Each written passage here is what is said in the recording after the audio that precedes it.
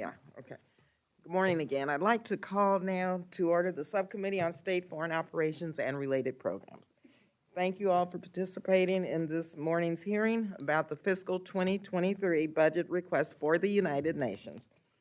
Before we begin, as this is a hybrid meeting hearing, we must address a few housekeeping matters. For the members joining virtually, once you start speaking, there is a slight delay before you are displayed on the main screen. Speaking into the microphone activates the camera, displaying the speaker on the main screen. Do not stop your remarks if you do not immediately see the screen switch. If the screen does not change after seconds, please make sure you are not muted. To minimize background noise and ensure the correct speaker is being displayed, we ask that you remain on mute unless you have sought recognition.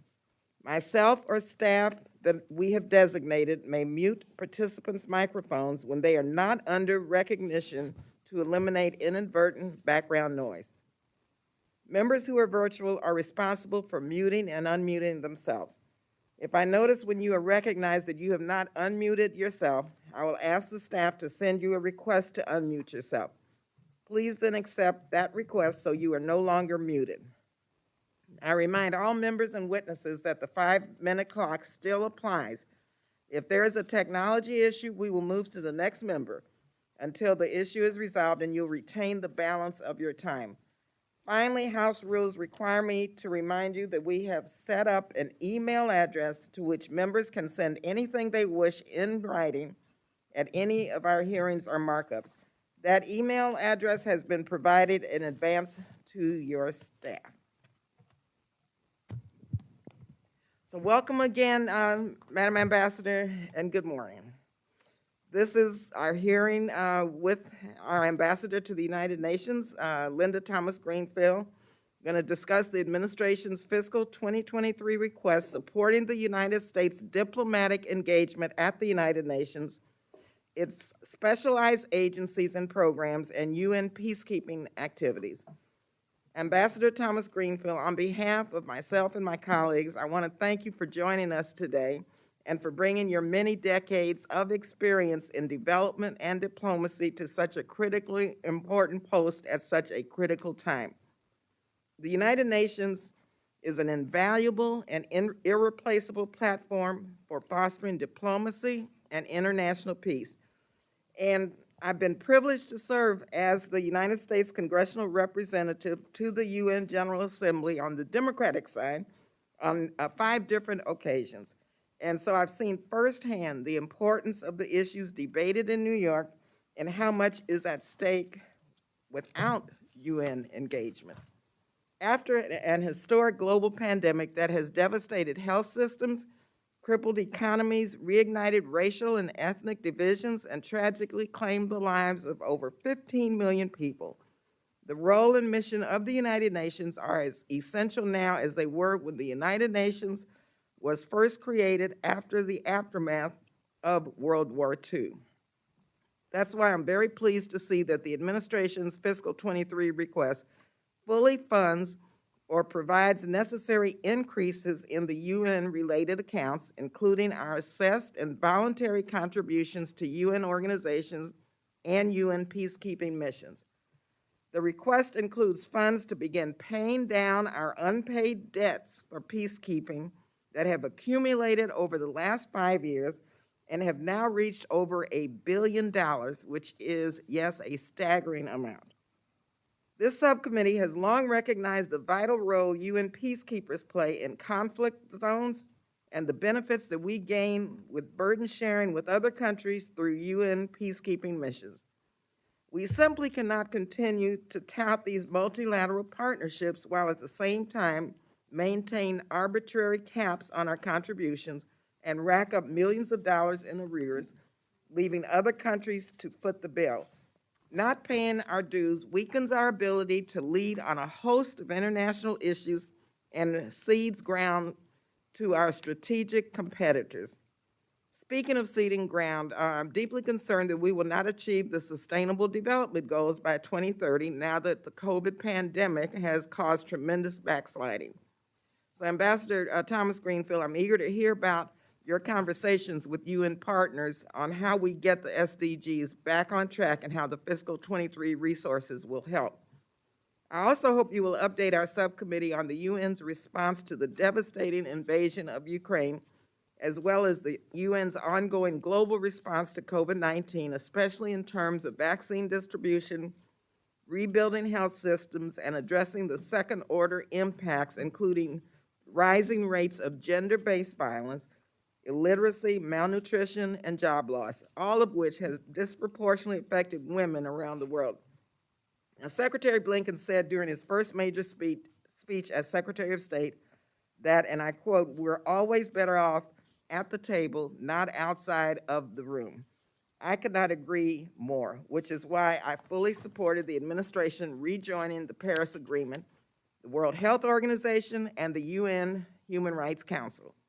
As chairwoman, I also fully support the United States playing a leadership role through our contributions to organizations like UNRWA and UNFPA, both of which were needlessly cut off during the previous administration in order to score domestic political points at the expense of millions of people who depend on these institutions.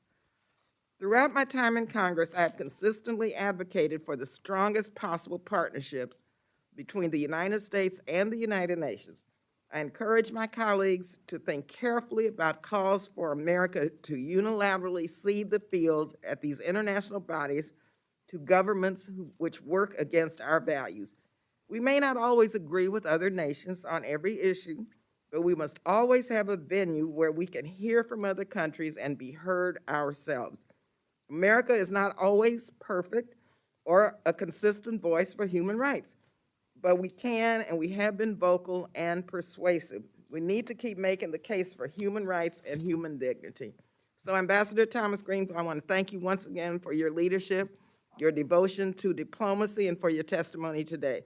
So before we hear from you, let me turn to my colleague, Ranking Member Rogers, for his opening statement. Welcome.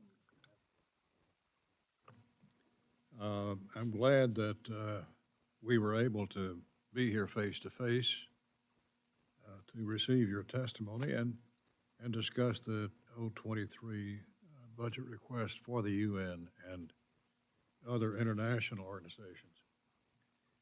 You're serving at an extraordinary time that highlights both the many flaws and weaknesses of the United Nations, but the important life-saving work of some of its organizations, such as the UN Children's Fund and the World Food Program. These and other international organizations perform many valuable tasks that often have bipartisan support. This good work, however, is often overshadowed by the UN's longstanding weaknesses, including on matters of war and peace. In particular, Russia's unprovoked assault on Ukraine has highlighted yet again the inability of the Security Council to be meaningful in addressing wars of aggression. They're simply not there. Perhaps Moscow's brazen challenge to international peace and security will prompt a rethinking of our international institutions and how we can make the UN and related mechanisms more responsive to the demands of our time. Any such efforts could start by addressing the UN's chronic problems of bureaucratic red tape, inefficiency, and lack of transparency and accountability.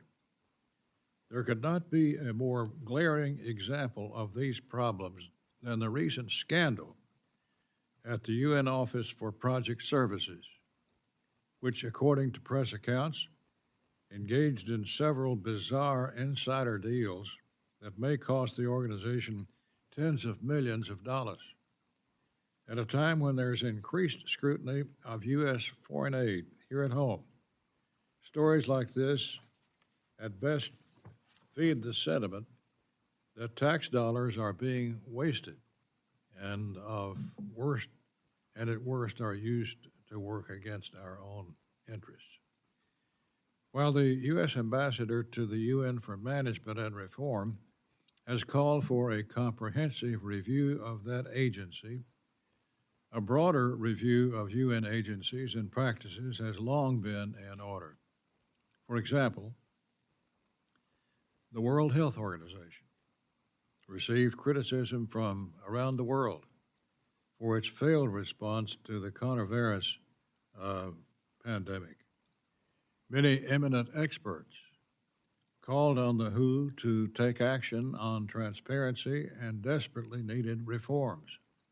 I hope you can update us on the recent World Health Assembly and whether any meaningful reforms were addressed. Similarly, while the Secretary General has sought to strengthen peacekeeping operations, it's unclear whether these efforts have improved overall performance and accountability of these important but complex and increasingly expensive undertakings that seem to continue in perpetuity. Then there's the UN Human Rights Council, to which the United States returned as a member late last year. The good news is that in light of its war crimes in Ukraine, the General Assembly voted to suspend Russia from the Council. The bad news is that despite a commitment by the administration to address a long and sordid history of anti-Israel bias there, the Council is moving in the wrong direction, continuing these efforts through an expansive and deeply biased commission of inquiry investigating the Israeli-Palestinian conflict. Instead of unjustly targeting Israel, the Council would be better advised to investigate Communist China's ongoing genocide against Uyghur Muslims in China's Xinjiang province. Unfortunately, the 6-day visit of the UN High Commissioner for Human Rights to China has widely been seen as a failure and roundly criticized for not only undermining her credibility, but the overall credibility of the UN on human rights. And the list goes on. What is required are meaningful reforms, which address the issues I've mentioned, while making better use of scarce taxpayer resources to advance the causes that we support. To that end, I should note that the $4.5 billion requested for fiscal 23 for the UN and other international organizations is an increase of nearly $1 billion over the current level. In the absence of meaningful reforms across these institutions, such increases cannot be justified. I look forward to working with you and the chair to identify a common ground for funding that is in our national interest and advances reforms to increase transparency and efficacy. Before I close, Madam Chair, I want to address the nuclear threats from Iran and North Korea. I understand that Iran may have reached the point at which it could develop a nuclear weapon in a matter of weeks. I hope you can speak to us on this issue, including whether the International Atomic Energy Agency would be in any position to verify a nuclear agreement with Iran, assuming that such an agreement is still within reach and a goal of the administration. Likewise, not only is the IAEA deeply concerned about ongoing nuclear weapons development in North Korea, which expelled the agency in 2009, but Pyongyang has also continued to aggressively develop its ballistic missile program in violation of UN sanctions. I would also appreciate an update of our efforts in the Security Council to enact further penalties on North Korea in response to these developments. Ambassador, thank you for being here with us today. Thank you for your longstanding service to the country. and for your hard work, especially exceptionally challenging times to advance American interests at the UN. Thank you for your service. I yield. Thank you, Mr. Rogers. Now I will ask our witness, Ambassador Thomas Greenfield, to make her presentation, and thank you very much for, again, being here. We'll include your full written statement in the record. You'll be recognized now for 5 minutes to summarize your opening statement, so please proceed.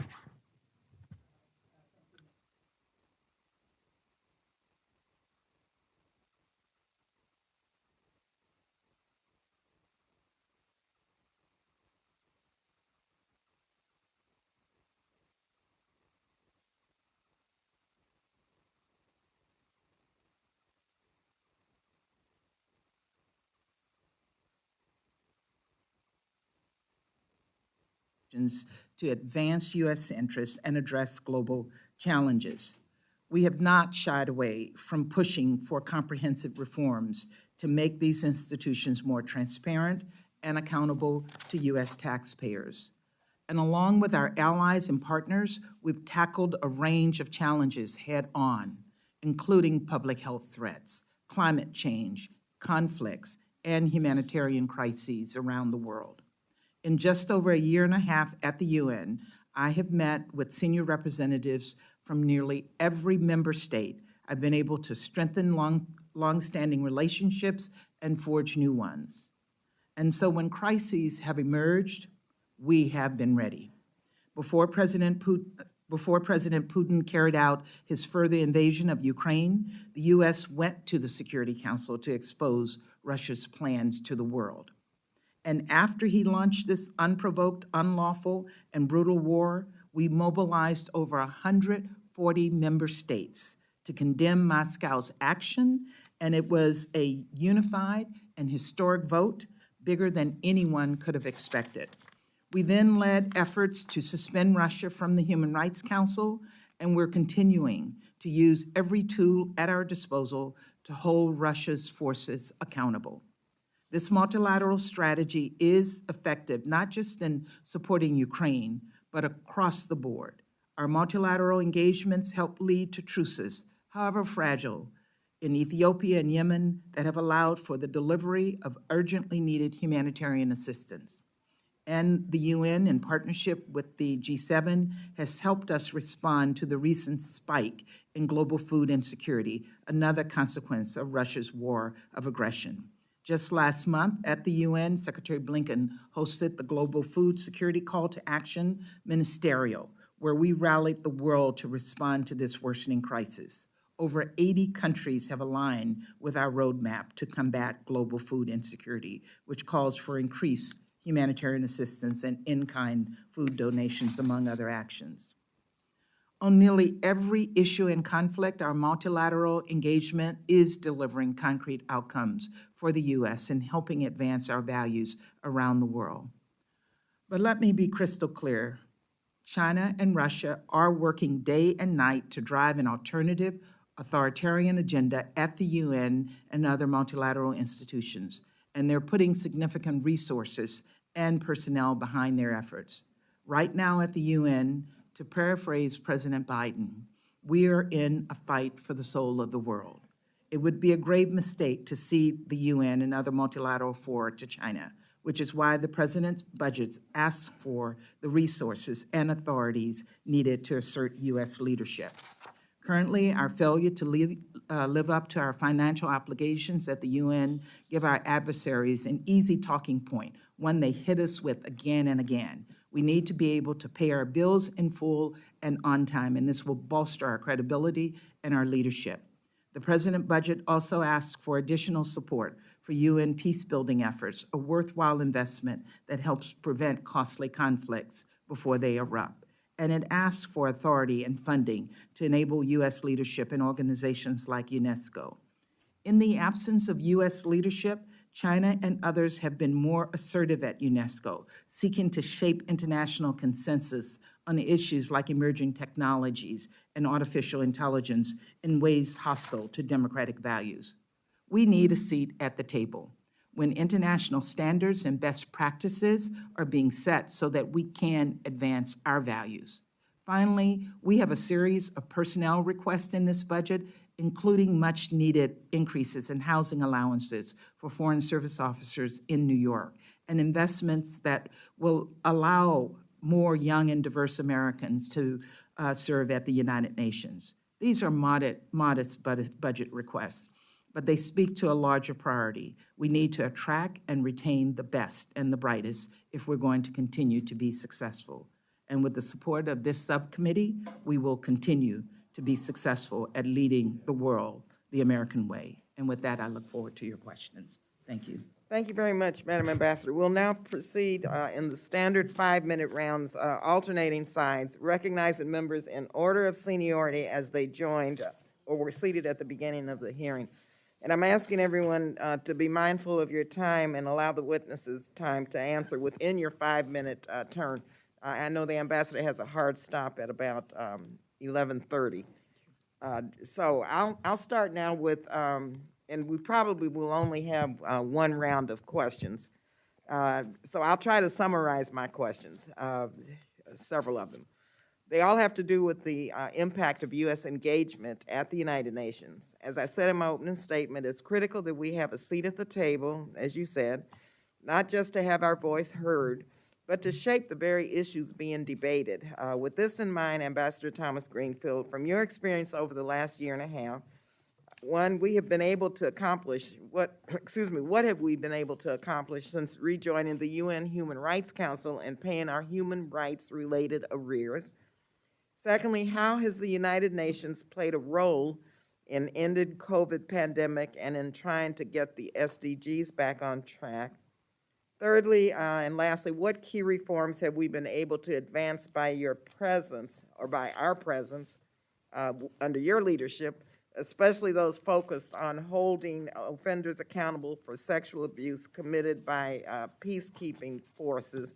And of course, if you'd like to reference Ukraine and Poland and the refugee crisis, please feel free to do so. Thank you.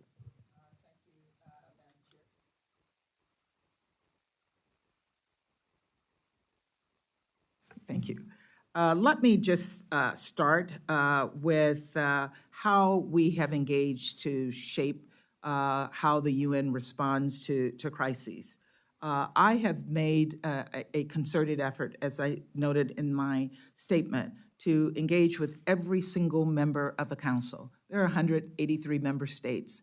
I've already reached out to more than 130 with one-on-one meetings. One, to share with them what our priorities are, but also to encourage them to support us as we try to make the UN into a more responsive organization. And I think those efforts have paid off.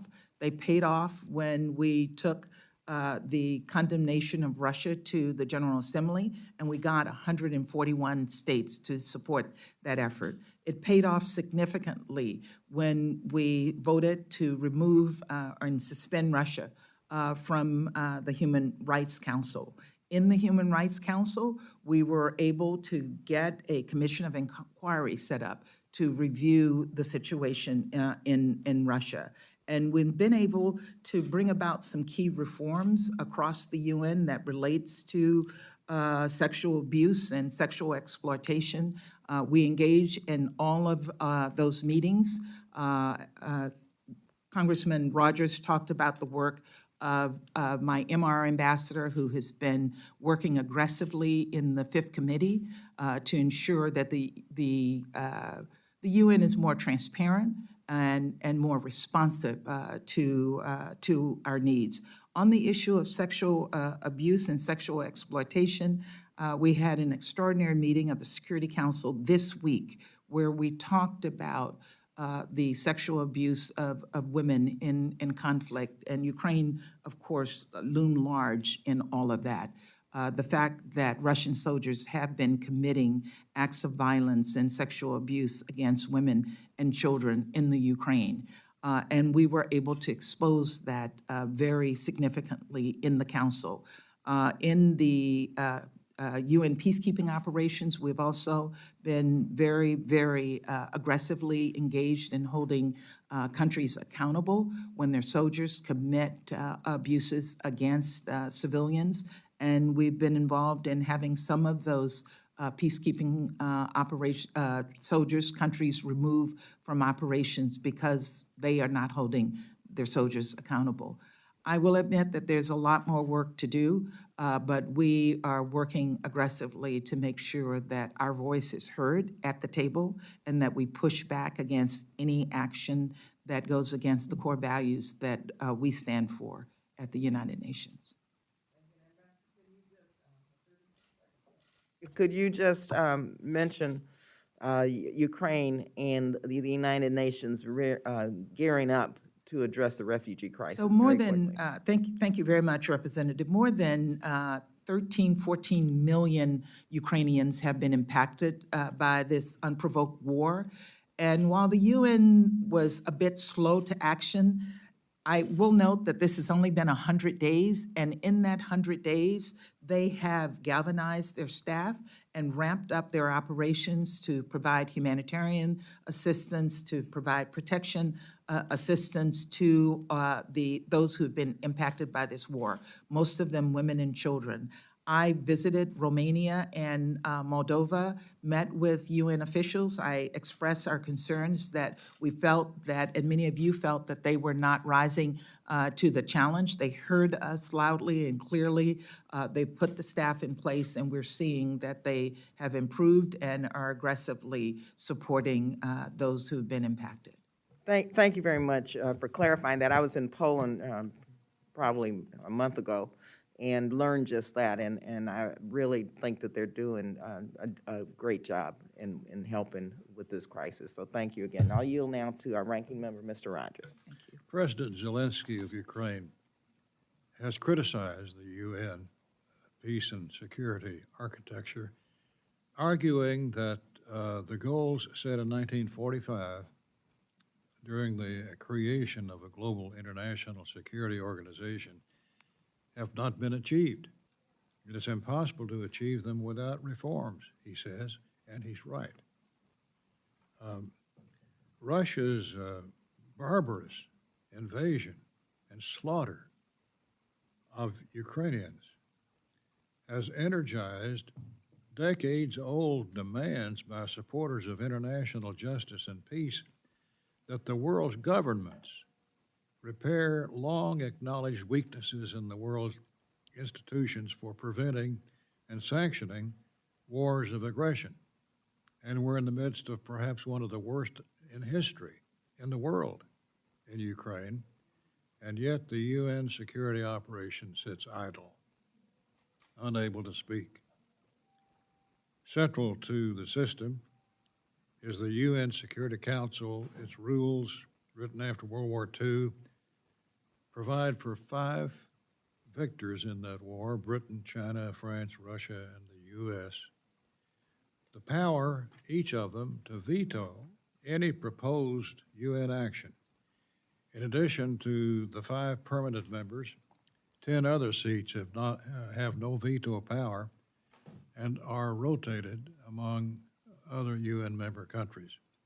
Since 1946, the permanent 5 that I've mentioned have used their veto power 262 times, in many cases to block challenges to their own actions, including military force. Human rights defenders note that the use of or threat of a veto repeatedly has obstructed UN action to halt these mass atrocities. It was Russia's veto of a Security Council resolution in February that prevented the UN from taking concrete steps against it, such as globally binding economic sanctions. Ukraine and its allies managed a moral victory by gathering a rare consensus of 141 nations to condemn Russia's attack, with only 4 countries joining Russia in opposing the declaration, and yet they vetoed it. What do we need to do, Madam Ambassador, to correct this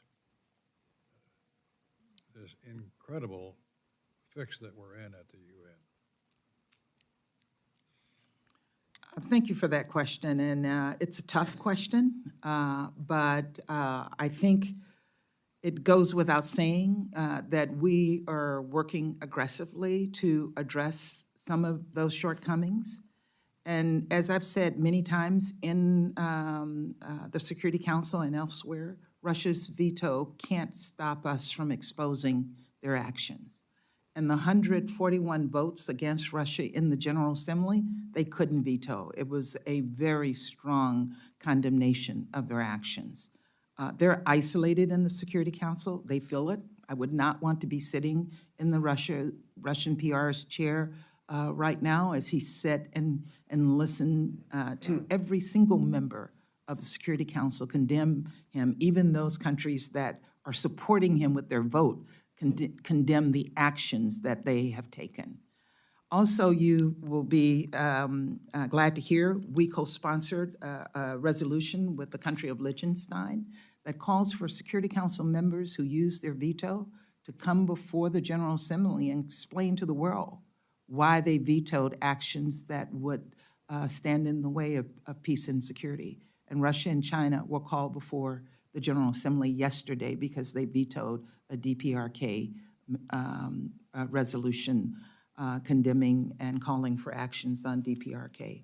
So we're looking at what reforms might be put in place over the coming years. We support reforms that will help this organization work better. Right now, the world opinion, unlike anything in the past, is so strong against Russia and what they're doing in Ukraine.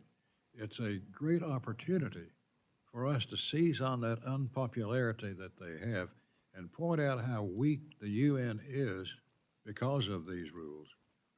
But there's a moment in time, and it's now, where we can really make a case against Russia in the UN to change those rules. Sir, I agree with you, and we do see this as the moment to start to do that, and we are starting to have discussions on what kinds of reforms we can move forward that will limit the possibilities of a country like Russia who sits on the Security Council, sitting in a seat that they really have diminished in terms of peace and security. So this is something that we greatly support and will be working to address over the coming year. Godspeed. I now yield to Ms. Meng from New York. Thank you, Madam Chairwoman. Thank you, Ambassador, for your testimony here today. Today, there are 2.4 billion young people ages 10 to 29 in the world, the largest youth population in our history.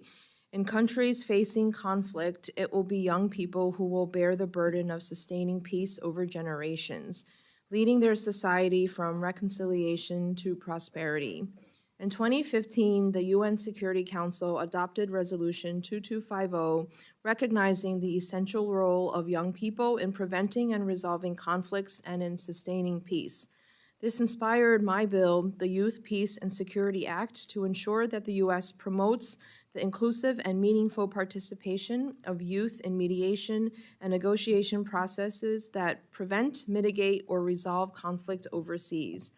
Ambassador, how will you ensure the U.S. adheres to the goals outlined in Resolution 2250, specifically to give youth a greater voice in decision-making at the local, national, region, and international levels, and to establish mechanisms that would enable youth to participate meaningfully in peace processes? Thank you so much for that question, and thank you for the bill that you supported on this. This is an important area for the UN, but equally important for the United States. As you know, I served as the Assistant Secretary for African Affairs in the Obama administration, and one of our key programs was the Young African Leaders Initiative, where we have brought thousands of young Africans to the table to talk about their plans for the future of their country and for their continent. I will be meeting with a group of young people in LA this week as well from Latin America to again hear from them what they're doing. We at the UN have ensured that we bring young people to speak to us at the United Nations. We've had civil society, youth civil society groups come before us to speak, and we absolutely are committed to supporting Resolution 2250. It is an important resolution when we look at the fact that in Africa the median age is 19, and many young people don't have hope because of the lack of opportunity. So we do have to do more in that area, and I'm committed to doing that. Thank you so much. Events from Afghanistan to Haiti are increasing insecurity for women. And since the outbreak of COVID-19, violence against women and girls, particularly domestic violence, has intensified. We need a global collective effort to stop it. Both the United Nations Trust Fund to End Violence Against Women and UN Women have played an important role as the only global grant-making mechanism exclusively dedicated to eradicating this scourge. Nevertheless, the Biden administration's request for U.S. contributions to both important UN entities remain flat for fiscal year 23. I've requested that our contributions to both entities be significantly increased in my submissions to our chair and ranking member for fiscal year 23. Ambassador, can you please provide some additional context as to the administration's decision not to increase its contributions to these entities for fiscal year 23, and how can the U.S. ensure our partners that we are committed to addressing the increase in violence against women? Thank you so much for that question. And let me just start by saying that the administration is absolutely committed to women, peace, and security, to fighting against violence against women and sexual exploitation that we're seeing, including happening right now this day in Ukraine. The administration has to balance its budget request, and occasionally in this balancing act of trying to prioritize everything, we don't always have the ability to ask for all the support that we need. But I thank you for your efforts, and know that even though the budget request is not the same, our commitment has not decreased. And we're also encouraging other countries to contribute to these efforts. So where the U.S. is not there in terms of funding, other countries hopefully will step in. Thank you. I yield back. Thank you. Now I will yield to Mr. Diaz-Bayard. Thank you very much, Madam Chairwoman. Ambassador, good to see you in person. And let me also thank you for your years, your willingness to serve this great country of ours. I want to refer to something that, subject that the ranking member touched on. In your statement, you talked about our multilateral engagement is delivering concrete outcomes for the U.S. and helping advance our values around the world. But the ranking member mentioned the Human Rights Council. You know, the Human Rights Council has had a unique fixation against Israel forever. And on May 2021, again, initiated yet another anti-Israeli inquiry, one that the administration has said it deeply regrets. So the question is, do you think that being there, you will be able to change that attitude? So far, obviously, it has not worked. And if not, you know, why continue to legitimize an organization that has a unique, I would say, anti-Semitic attitude towards Israel? That's question number one. Number two is, I don't have to tell you, you know very well that some of the world's worst human rights violators are part of that council, whether it's the PRC, Cuba, Bolivia, Venezuela. I can go on and on and on. And so I'm pleased that Russia was tossed out after, you know, a pretty obvious, you know, horrific act of historic proportions. Are you working with other colleagues to toss out the other human rights, at least the most egregious human rights violators in that group? If not, why not? And if so, and you may not be able to talk necessarily publicly about some of those efforts, but if so, I'd like to maybe later follow up with you as to what those efforts are. Because, again, I know that, I'm sure that you would agree that having Cuba, Venezuela, China, others, really becomes a sad joke. And to me, it's very difficult to be part of an organization that doesn't even take itself seriously. And again, the question with the Israel situation or otherwise is, why legitimize an organization if it continues, as it evidently is doing, particularly with the case of Israel, continue to target? And I think that's, a clear demonstration of anti-Semitism. But anyway, so 2 questions. We don't have a lot of time. Good to see you, Ambassador. Good. Thank you so much, and thank you for both of those questions. First, on the unfair targeting of Israel in the Human Rights Council. We have made clear over and over again that we will stand with Israel. We will fight against any of those efforts. This most recent commission of inquiry on the situation in Israel and the West Bank, we oppose that effort, and we've made clear our opposition to this commission of inquiry. It was established when we were not on the council.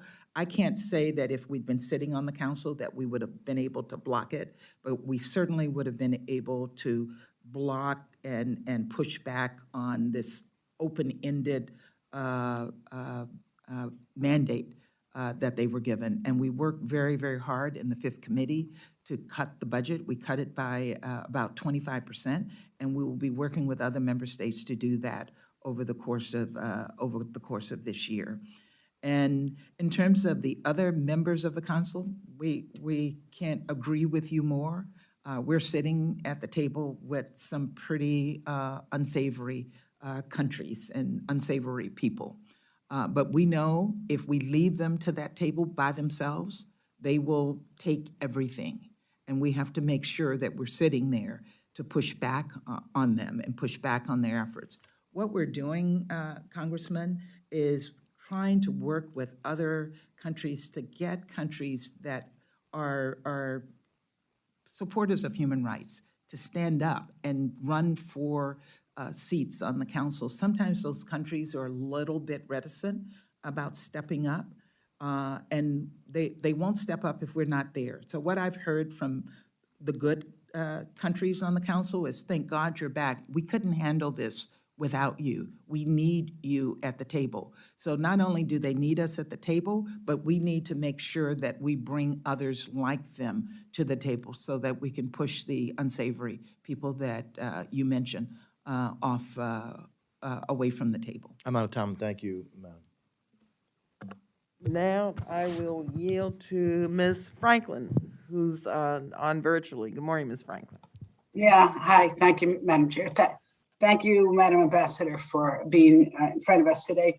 So first thing I want to ask you about is UNFPA and UN Women. I think I share the belief of many that when women succeed, the world succeeds, and that when girls and women have access to full health care, to education, they're free from violence, they have economic opportunities, when they are at the table, when important decisions are made, that their communities are much more peaceful and prosperous, and that means the world is too. So I'm going to support these two organizations. I see you've had a strong funding request, at least for UNFPA and UN Women. Could you tell us how the United States is working with these organizations and what you see are the highlights of what they're doing?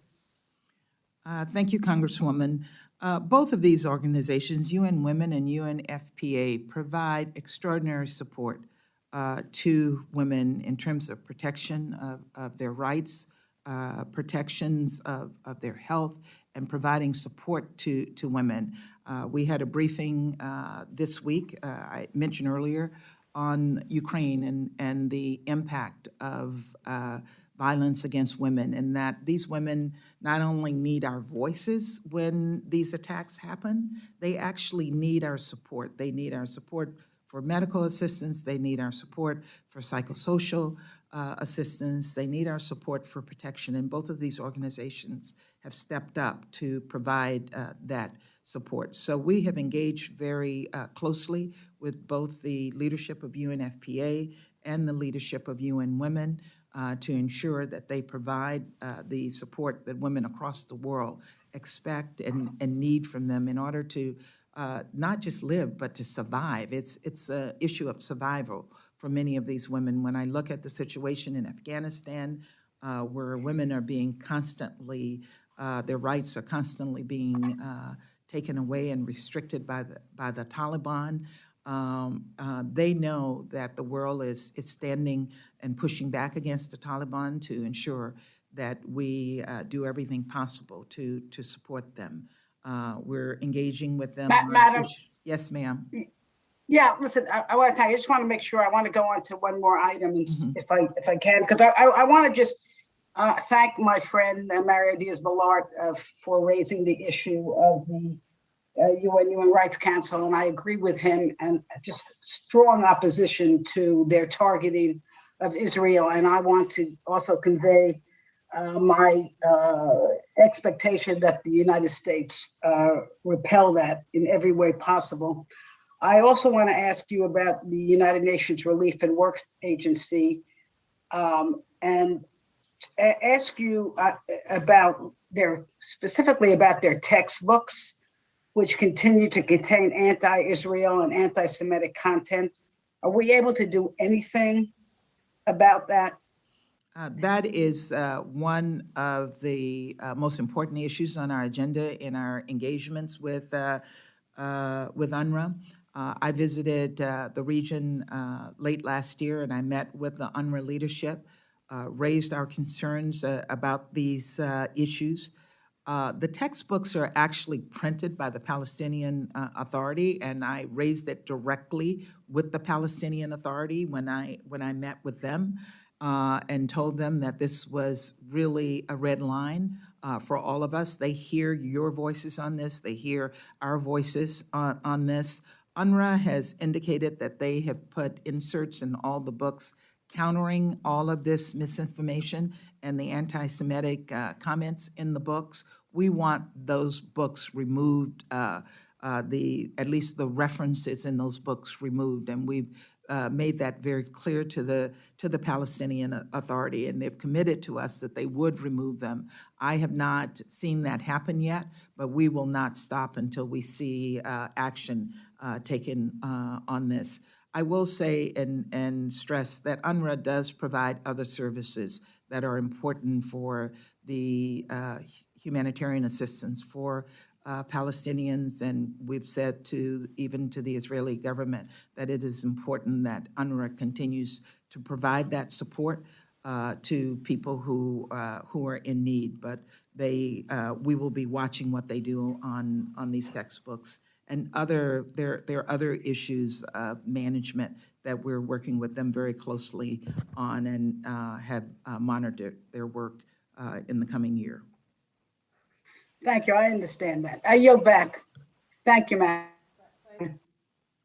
Now I will yield to Mr. Reschenthaler. Thank you, Madam Chair. I appreciate it. Madam Ambassador, thanks for being here today, and thanks for all your hard work. I'd like to focus on the World Health Organization to start off. The World Health Organization was founded, and I'm quoting directly, quote, "give everyone, everywhere, an equal chance to live a healthy life," end quote. Great goal and mission. But I think it's irrefutable that that mission has morphed into kowtowing to communist China, parroting the talking points that are given to it by the CCP. And if you look at the beginning of the pandemic, the World Health Organization went out of its way to help the CCP cover up the true origins of this virus. Most recently, despite overwhelming international support, you had the World Health Organization deny Taiwan observer status in this year's annual assembly due to pressure, obviously, from communist China. And just a quick shout out to Taiwan. They're the first nation. Those scientists were the first ones to correctly identify those human-to-human transmission, not this conspiracy theory that the CCP and the World Health Organization were parroting, that this was a zoonotic disease that transmitted, obviously, from animals to humans. So, Madam Ambassador, do you oppose the World Health Organization's decision to deny Taiwan observer status? Absolutely, categorically. We have raised our concerns with the World Health Organization and at the World Health Assembly that Taiwan was not allowed to participate. We think they should be allowed to participate. We think they add value, and we will keep pushing for that in the future until it happens. Thanks for those efforts. And what about just the malign influence that the CCP has over the World Health Organization? Because I still think the World Health Organization has a valid mission and purpose if we could just stop the influence from Communist China. Do you have any thoughts on that? I do, and thank you for raising that. We need to push back on the Chinese malign efforts in the World Health Organization. That's one of the reasons we wanted to make sure that we were back at the table, and we've been a leading voice in that organization calling for reform in the organization, but also pushing back against the influence that the Chinese have had, particularly as it relates recently to the origins of COVID. And we're pressing the Chinese government itself and the CCP to respond to the WHO request on the origins issue. I agree with you, sir. The World Health Organization does have an important role to play. We need to be there and be a leading voice in pushing for the reforms to allow them to improve on their current performance. Thank you, Madam Ambassador. And I just wanted to continue speaking about China. As you know, Michelle Bachelet, who's the UN High Commissioner for Human Rights, recently visited Communist China. And as you know, Communist China is actively involved in what I would describe egregious human rights violations. The oppression of Hong Kong, which should, by international law, be a free and independent city-state, part of the British Commonwealth, the religious persecution in Tibet, the ongoing genocide in the Xinjiang province. But after this visit, which Beijing highly restricted, the commissioner refused to condemn the genocide of the Uyghur Muslims. Ambassador, after witnessing the UN's just utter indifference to this genocide and to the other egregious actions from Tibet to Hong Kong to elsewhere, what are we doing to hold China accountable and push back on these human rights and political violations? First, Congressman, we strongly and publicly oppose the High Commissioner's visit to China. We knew that it would not be unfettered. We knew that she could not come out of that visit with a transparent report that would provide us all of the evidence of the genocide that we know is taking place in China.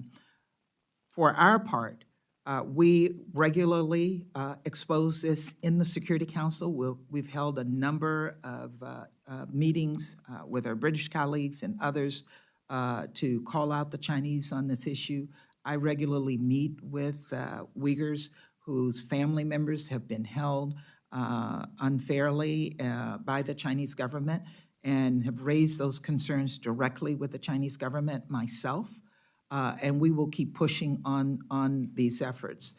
We saw the report that the High Commissioner put out. None of us, in the U.S. as well as others, none of us were satisfied with that report. We've called for her to issue the report that was done previously that we know outlines the concerns that we've all raised. Thank you, Madam Ambassador, and thank you, Madam Chair. I yield back. Thank you. I'll yield now to Ms. Torres. Thank you, Chairwoman Lee. Ambassador, I'm really happy to see you here today. I have been watching your work, trying to rebuild U.S. engagement with the UN after, the failed Trump administration at defunding those very important programs. So thank you for your tireless effort. And thank you to your staff for working so hard to once again rebuild the trust in our country. with the world. Today, I want to hear more from you about what the Biden administration is doing in leveraging UN resources and expertise to address the migrant crisis in Central America. As you know, too many Central Americans are forced to flee their countries. We have over 500,000 asylum seekers and refugees from El Salvador, Guatemala, and Honduras specifically right now. I support the administration's goals in Central America to help stem the tide of migrants to the U.S. by ensuring that they have opportunities in their own home country and can see a future for themselves. These are, young people that should have a bright future for themselves in their own countries if given the opportunity to have education and access to resources. So to do so, we must remain committed to fighting corruption in the region. We cannot allow taxpayers' funding to support or sustain the corrupt actors that are there today. Ambassador Thomas Greenfield, the Office of the UN High Commissioner for Refugees works with the 7 governments leading the Comprehensive Regional Protection and Solutions Framework, which is working toward innovative solutions to the displacement crisis in Central America. So what is the Biden administration doing to ensure these efforts help local communities and are not diverted to corrupt actors? And what can Congress do? What more can we do to help in that? Thank you so much for that question. As you know, the Vice President has been leading our efforts on this front, and very early in that process, she reached out to me to ask that I ensure that I bring together the UN agencies and NGOs and donors together to look at how we can better address these issues. So I pulled together all of the UN agencies in New York last year for a comprehensive discussion on the situation in Latin America as it relates to the migrants. I brought together donors. There was a appeal made to donors, other donors.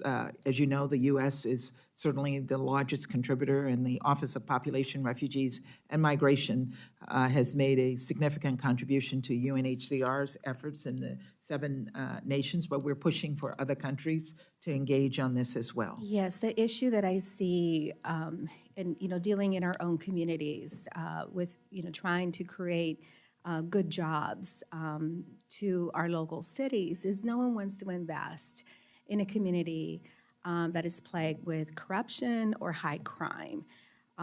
So, I'm very skeptical of how we can succeed and move forward if we are not directly calling out and addressing, the issues, or at the very least, protecting might mean that we have to pull out and pull back our investment in the region. The UN has a long history of trying to support the rule of law and anti-corruption efforts in Central America by providing leadership for them to set up institutions to investigate public corruption. I know that. How can the Biden administration engage on these issues with the UN to make sure that our 7 other partners,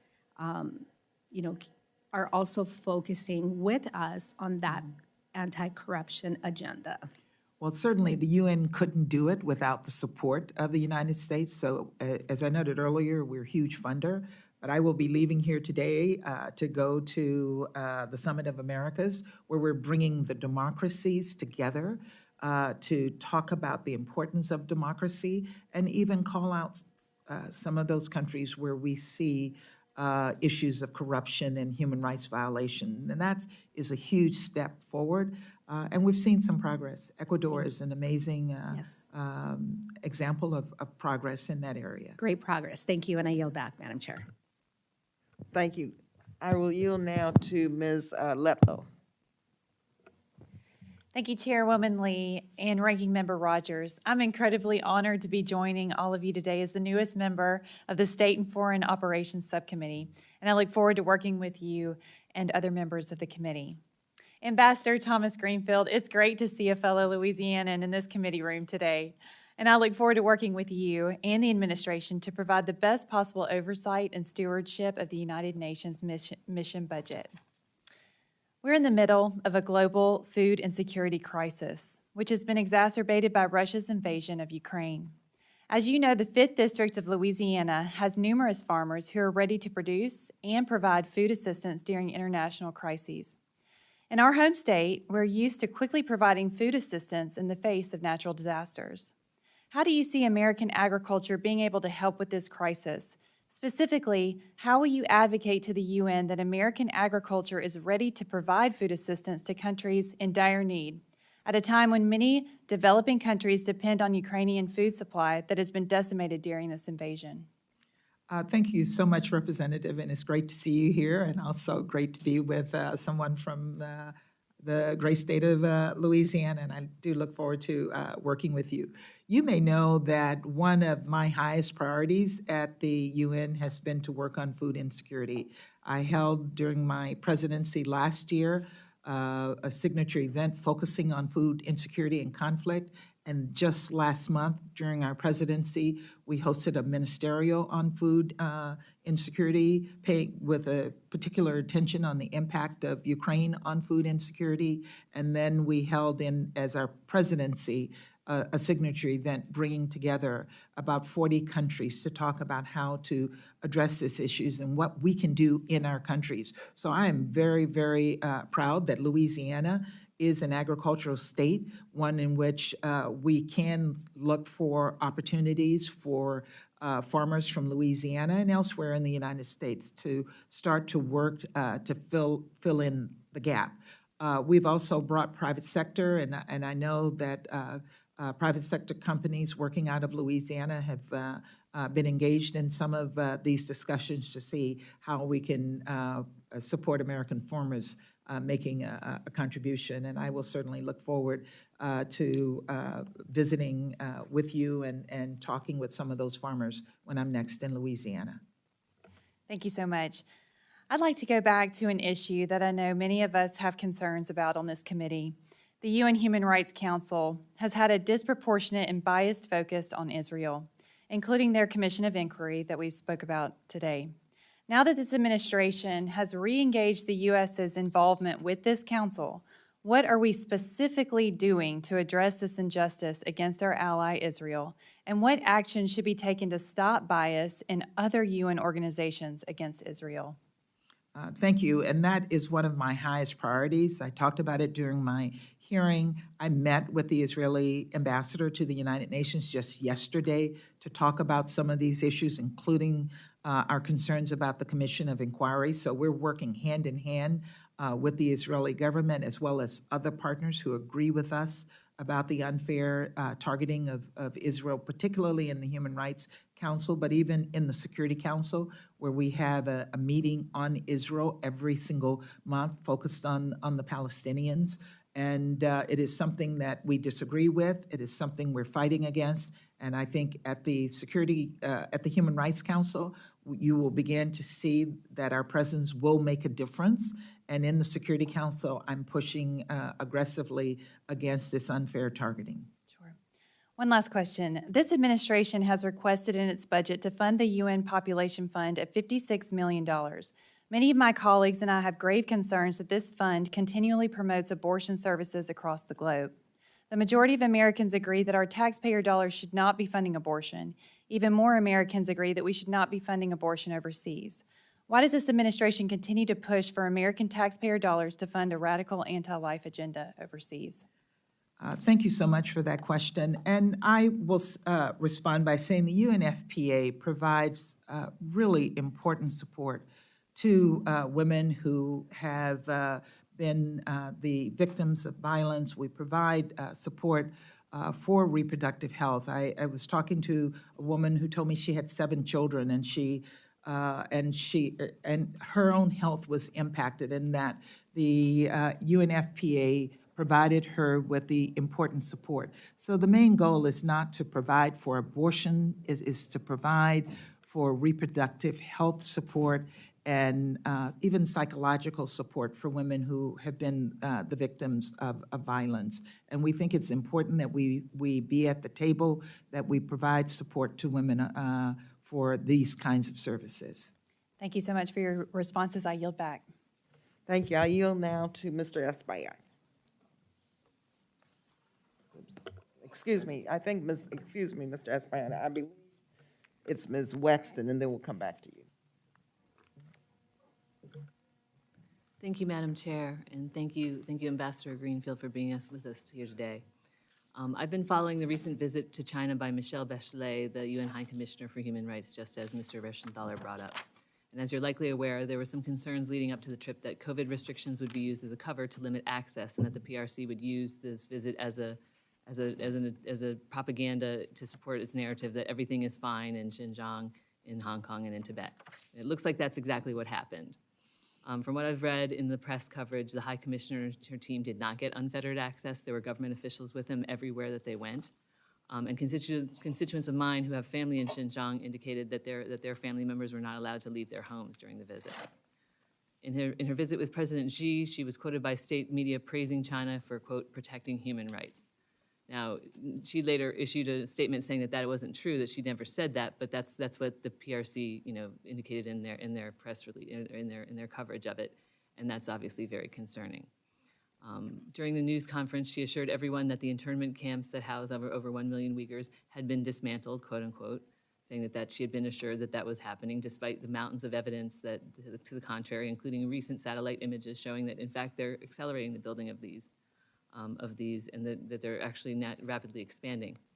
And when describing the PRC's brutal campaign against Uyghurs, the High Commissioner used PRC-approved terms like counterterrorism and de-radicalization, and referred to the internment or concentration camps as VETCs, or vocational educational training centers, which is a slap in the face to those who have been victims of these camps and the people who have family who have been victims of these camps. The whole thing, frankly, reads like a hostage video, except I'm not convinced that she actually doesn't believe it. That's very concerning to me, and I believe it's very concerning to you. What's your takeaway, your observations of the visit, and do you think it was performed according to standards that are acceptable? Let me answer your last question first. No, it was not. And we made clear before she took the trip our opposition to her taking such a trip. We also made clear that we did not believe that she would get unfettered, unhindered access to the areas where she could do a transparent assessment. So we discouraged her from making the trip, and including our engagement with her. We engaged with the Secretary General as well to express our concerns. Other countries also expressed their concerns to the High Commissioner about her trip, and we are disappointed with the kinds of public statements that she made when she returned. And I think that the families of Uyghurs who have experienced the atrocities that are being committed in this region feel very Betrayed. aggrieved by what they saw from her trip. So the OHCHR has been working on a long-delayed report with regard to Xinjiang. And do you know if this is going to change the date of their report, or do you have any idea when it'll be coming out? And We've do you been have asking. concerns? Do you have concerns that this visit is going to change the tenor of this report? That remains to be seen. We know that the report was drafted. We asked for the report to be released. We asked early for the report to be released, and we have expressed our disappointment that the report was not released earlier. And we'll wait to see how it's changed by her visit. But I think if the report is significantly changed by the visit, it will diminish the importance of this report for I think it dealing with the situation. will also fail to accurately reflect the brutality and the atrocities that are taking place as we speak. I agree fully with you. Thank you, Madam Ambassador. I'll yield back with that.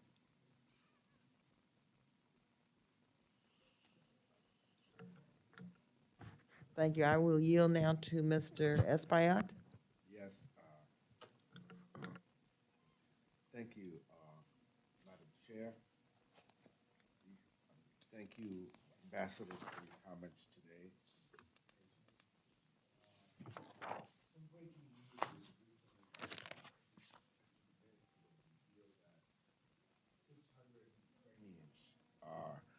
Are in torture chambers and under inhumane conditions, being held by Russia, and that they are in fact victims of torture in the Kherson region of that country.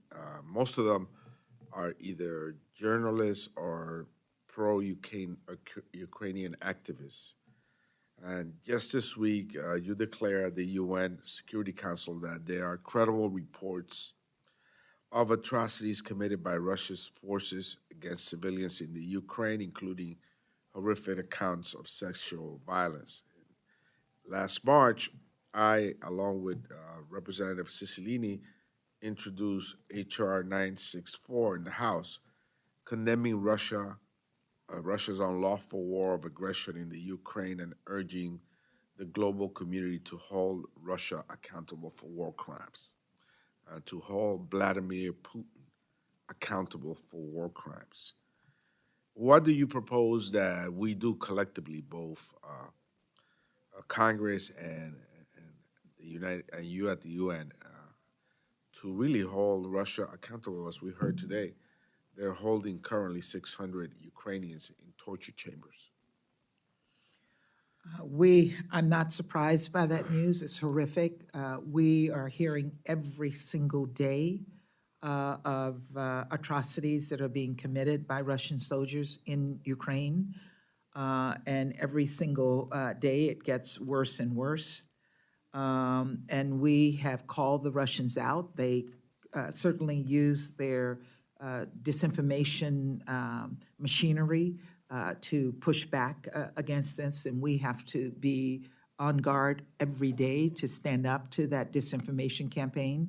They would have us believe that the Ukrainians themselves are doing this to themselves, despite the fact that we know that that is not the case. We have called these war crimes. We called it war crimes very early on, and we do believe strongly that they need to be held accountable.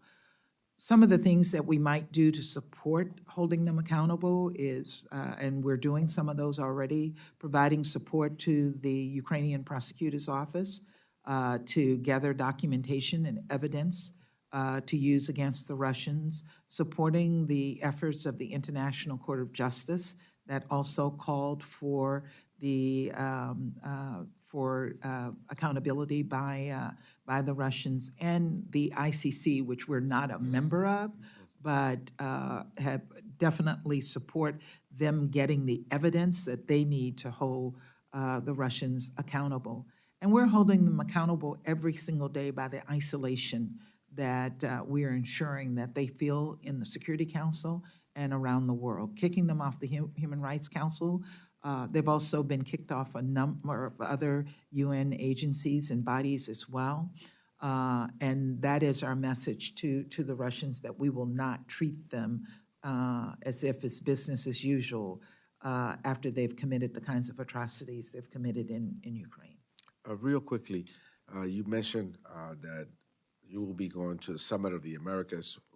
I will be part of a delegation that travels there as well. There was a concern with China's incursion in the hemisphere and the fact that we as a nation, the United States, fails to deliver to Latin American and Caribbean countries in significant ways, and that, frankly, they're eating our lunch. And unless we go with something in our hands to that summit, we will be embarrassed once again. What do you propose that we do? You know, the summit is a start of renewing our push with our partners in Latin America. I will tell you that in New York, I hear every day from Caribbean and Latin American colleagues They don't want to partner with China, but many of them feel they have no choice but partner with China because we have not been there for them. So we do, Congressman, have to ramp up our engagement with these countries. I mean, it's been decades since the U.S. has had a major program, a major initiative in Latin America and the Caribbean. And so we're in a bad place. They don't want to do it, but they're forced to.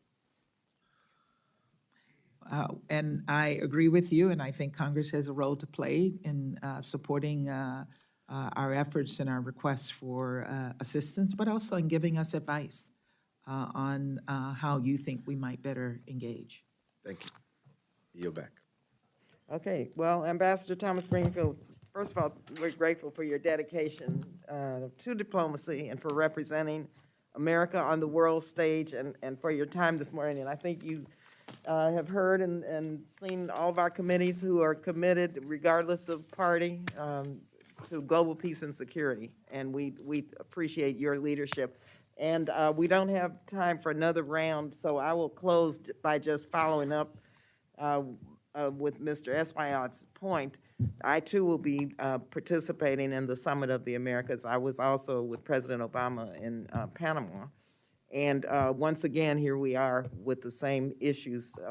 And I would just add Africa to Latin America and the Caribbean, where the United States has been missing in action, quite frankly. And so at some point, I'd like to have a roundtable or a discussion with you and members of our committee about what you think the path forward is to, I say, repair the damage of the past.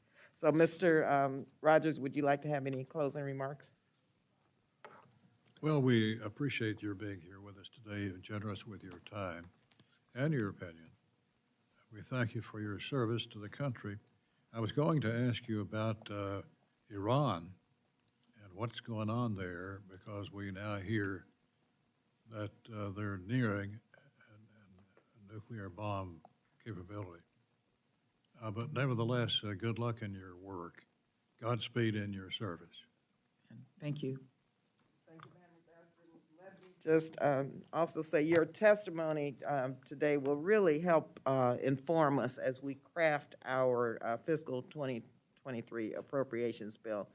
And we appreciate your being here, and members will have 7 days to submit questions for the record. And we're confident we'll receive the response, because members really are very serious about this work, and your being here today really validates and verifies that America is back. America is engaging in the world, and with your leadership, we know that we're going to achieve the goals of peace and security. So thank you again, Madam Ambassador. Thank you.